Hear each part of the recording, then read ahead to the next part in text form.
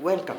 Today I want us to discuss about the Fatamorben missile in Iran.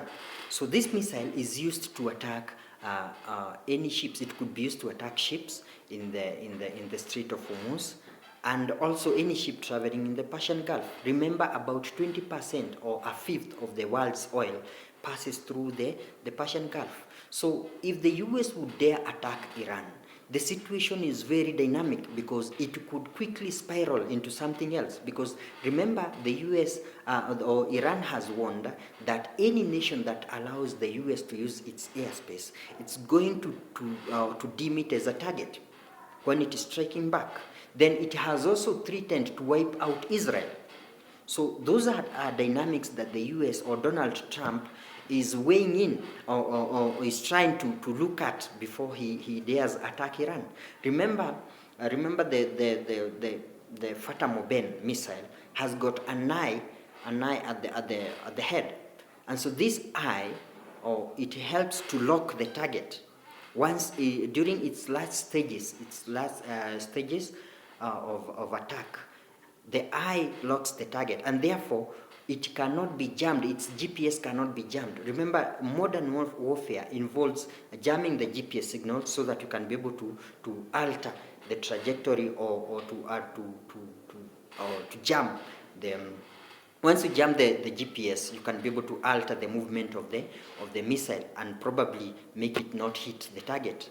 So therefore, this one has got an eye that is able to lock the target. And then remember, it moves in the speed of 3 to 5 Mach. That is 3 to 5 times the speed of sound. That is a hypersonic speed. So this missile happens to be quite lethal, especially to the ships in the sea, or those ones, the American hardware that will try to attack Iran. And so it is made specifically to attack ships in the Persian Gulf. And we have also said that 20% or a fifth of the world's oil passes through the Persian Gulf.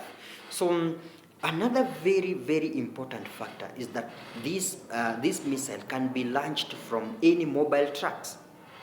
And therefore, you realize that you cannot quite literally say that this missile will be launched from a specific area, because the tracks could be all over the country. So that's also another factor. Then another very, very important factor is that this missile, the materials that are used to make this missile comes from inside Iran. And remember, Iran for a very long time has been subject to sanctions. But all the materials that are used to make this missile come from inside Iran. And this specifically means that even if you continue or you lock the country, or you continue to put the Iran under sanctions, then Iran will continue to produce this missile, because all the materials, they are able to source them locally. So remember, Iran has also produced the Shahed drones, and these have been very lethal, especially in Ukraine, because they are able to hit the target and they can fly for a longer time, and then they're also cheaper to produce. So you can imagine America moving its military hardware, and then Iran unleashes its drones on the US hardware. Also, remember, Iran can also decide to wipe out the Qatari oil fields, the Saudi oil fields, and also the oil fields in UAE, or that is Dubai, or United Arab Emirates.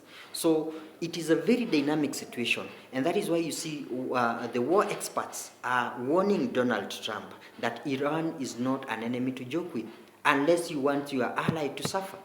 Reports have it that Saudi Arabia, through its military exchange program with the US, has communicated with the US to ask Donald Trump to reconsider his steps, especially with the war with Iran, because it will definitely bring the Middle East to a halt, especially oil production. So we'll wait to see what happens, and see whether Donald Trump will take the steps of attacking Iran. But my prediction is that Donald Trump will not attack Iran, because even the Israeli government, Netanyahu specifically, is warning or is pleading with Donald Trump that let's wait a bit. Yes, Iran may be weakened. The Houthis, they are weakened. The Hezbollah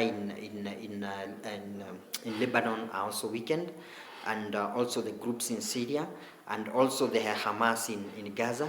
But remember, Iran itself, through its missiles, it's very lethal, and so it remains to be seen. We'll see what happens, but I don't foresee a situation where Donald Trump will attack Iran.